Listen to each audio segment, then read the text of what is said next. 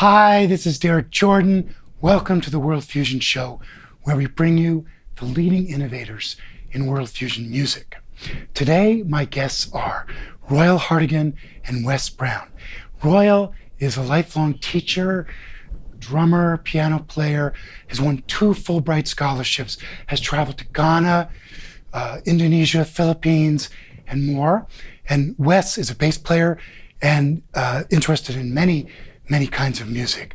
Welcome, Royal and Wes. Thank you. Thank you guys so much for coming Pleasure. On the show. It's really great to have you here today. Yeah. So Royal, I want to start with you because I want to ask, where'd you get that name? Okay. My parents named it after my uncle, who was this really great tap dancer in vaudeville in New York, and we danced with Bill Robinson, Pegleg Bates, and they shortened his name to Ray Hart. And he taught in the Western Mass in Vermont. But they named me after him. I unfortunately don't live up to it, but I still try to tap dance along with piano and drum set and so forth. So what inspired you to get into music? How did you get in? When I was 3 years old, I started tap dancing, taught by my mother and my uncle. And you know, I'd go out and do a little routine, and there was something about connecting with the audience, with people beyond the stage and the lights that were there, and it was sort of like connecting with the world. And I could see not just those people, but like I thought of it like there's a whole world out there. And I said, that's really special. And I want to do that in my life if I can. Yeah. So then it went from there, and I still feel the same way now. Isn't that nice? Yeah. It's great. So Wes, what about you? How did you first get inspired to do music? I was inspired to do music by my mother. My mother sang. She led church choirs. I remember I have a sister who was 1.5 years older than me, another one 1 year older than her, and the 3 of us at the age of 8, 9, and 10 would be helping the members of the choir to learn their parts, because between us we had alto, tenor, and soprano covered, and you know, we'd do the bass an octave higher or whatever, but we all had musical ears. And my mother was a prime influence.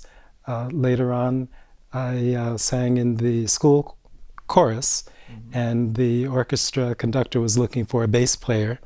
And the choral conductor let him know that I had a good ear and was a quick study. So I played a little bit. I also did sports and couldn't make the after-school rehearsals, so I was kicked off the orchestra team pretty quickly, but got back into it in college. There was a bass standing around that no one was using, and I asked in the department if I could just bring it back to my dormitory room and started playing. Lots of groups need a bass player, and it's not one of those instruments. Always can work if you're a bass player. It's not one of those instruments that people immediately think of as that's what they want to do, upright bass, that is. Sure. Yeah, that's fantastic. So you guys have been playing together quite a while now. How long have you been together working as a team? I met Wes in the fall of '81 when I started my graduate work at Wesleyan, and he had been there earlier. Yeah. By the way, playing on the football team in 1974 with none other than Bill Belichick, the current coach of the New England Patriots.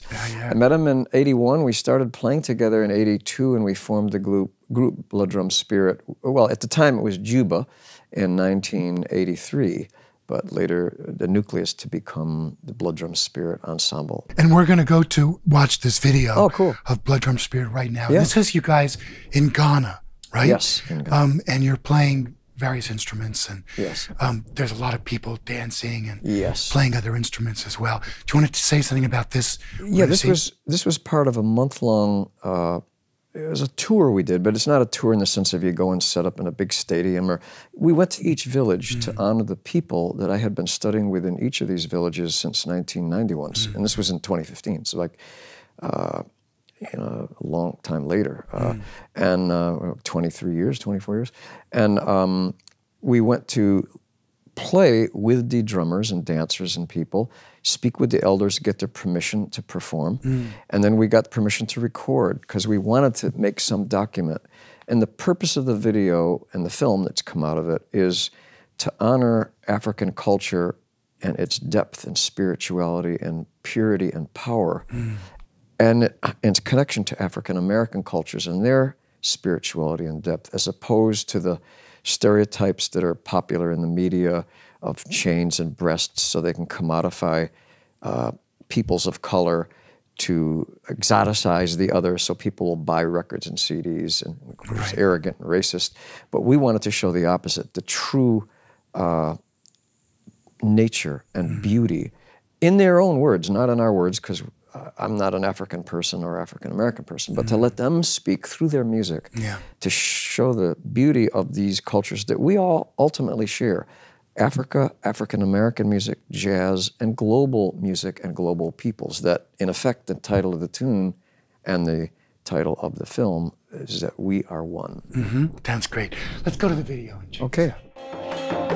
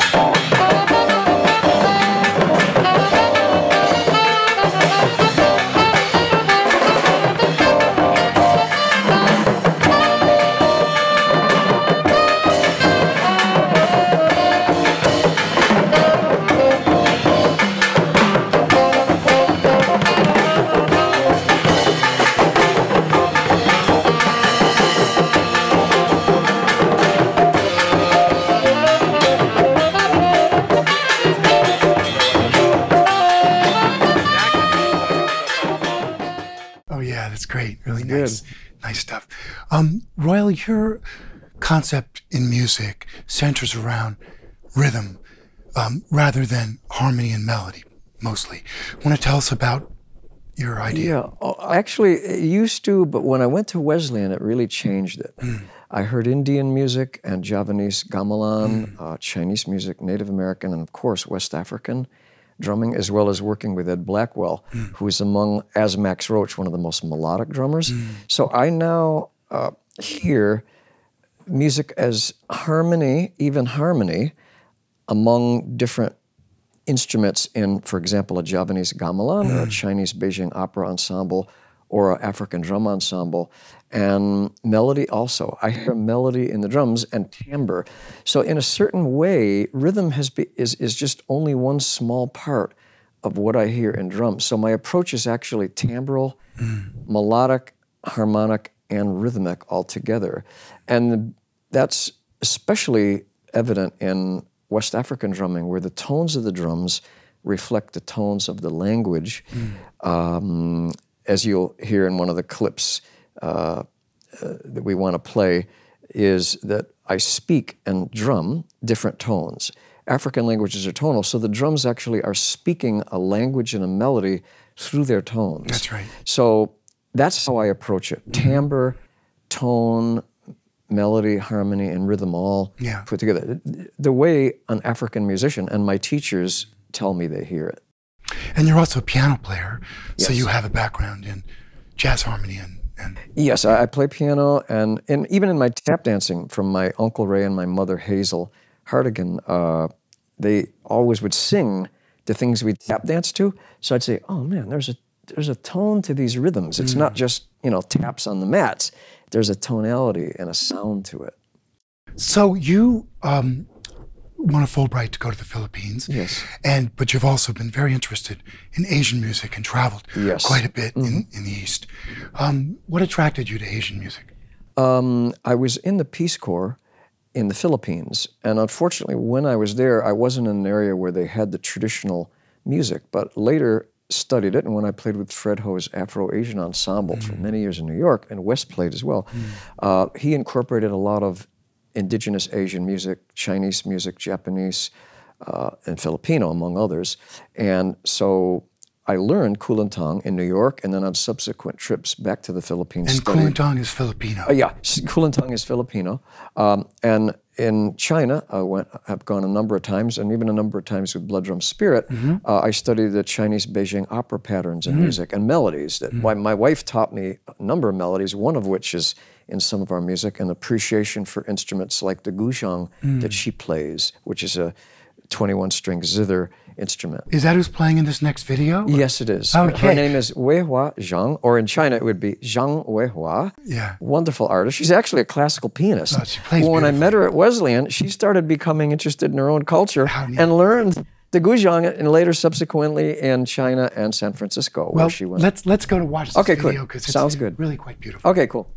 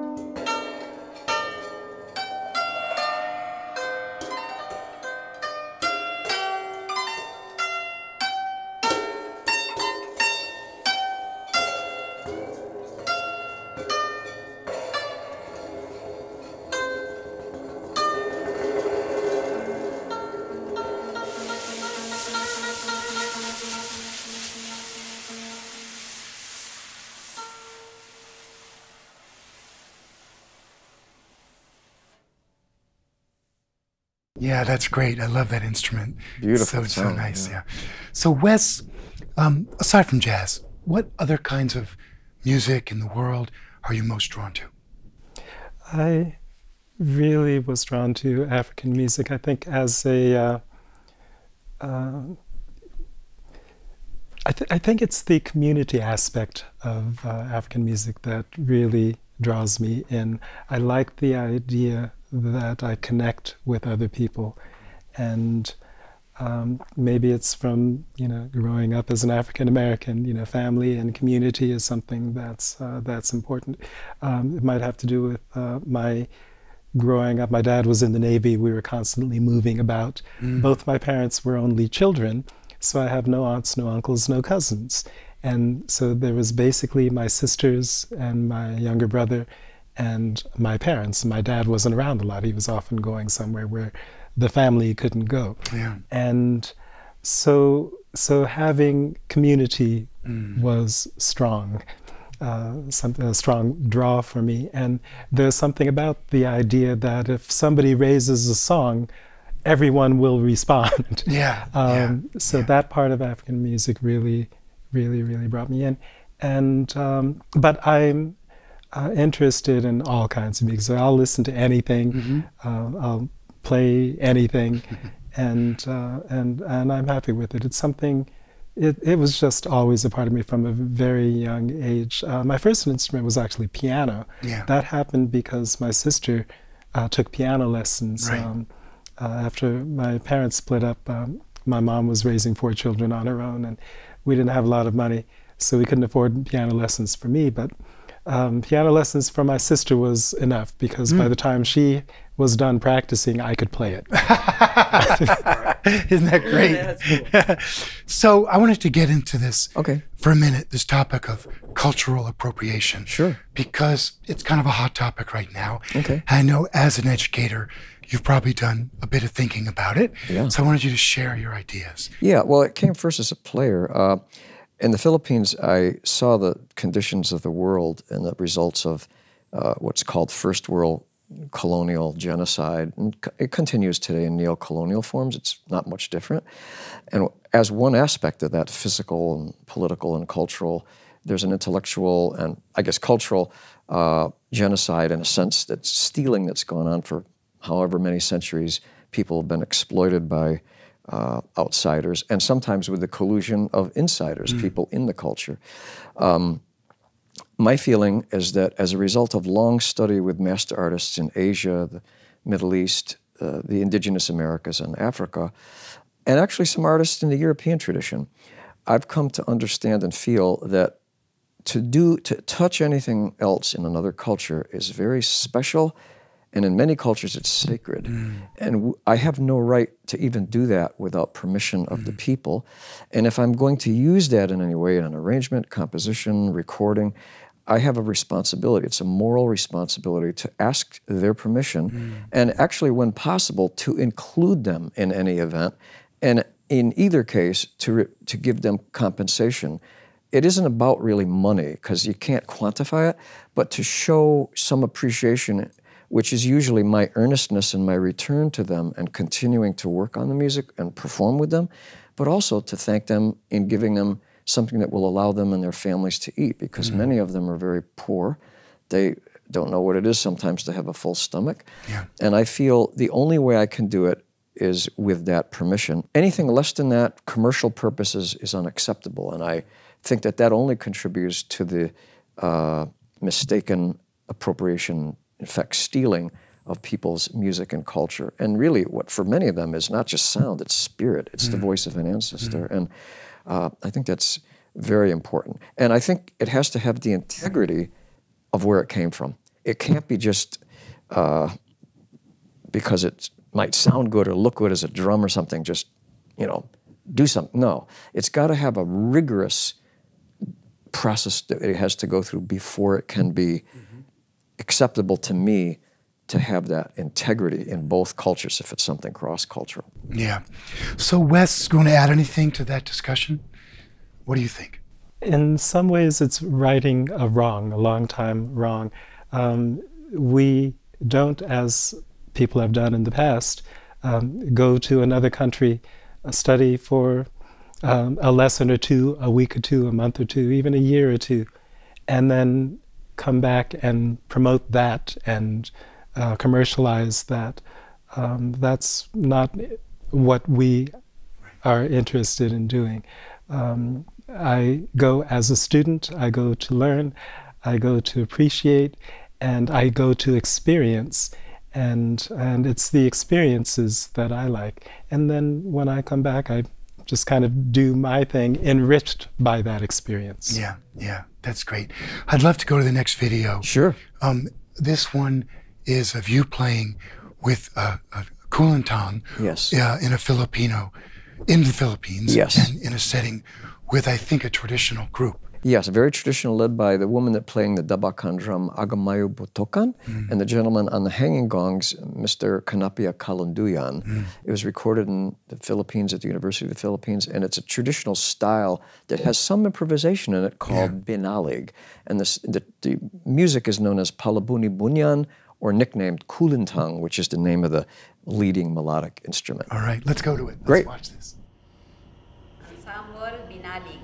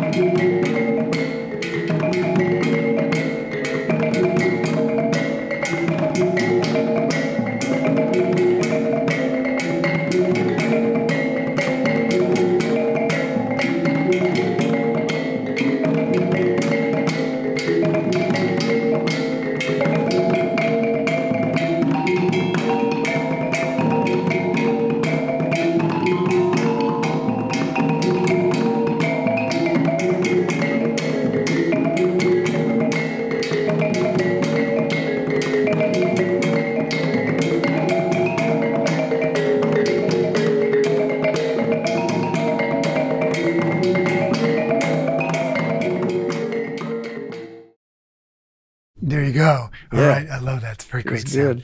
good. I really want to thank you guys both for coming on the show today. It's a pleasure. It's been really great. Royal Hartigan and Wes Brown. Yeah. And thanks for sharing your music Okay. and your philosophy Thank you. with us. It's been really great. We're going to go right now, as we usually do, and do some live playing Oh, wonderful. at the end of the show. It's going to be cool. Really Yeah. looking forward to Yeah. doing that with you guys. We're also going to be joined by Matan Rubenstein on keyboard. who's Wonderful. Waiting in the wings. Good. So this is your host, Derek Jordan, saying thank you for joining us today on the World Fusion Show. It's been really great to have you be part of the music again. Remember, think globally, listen locally, and support independent music.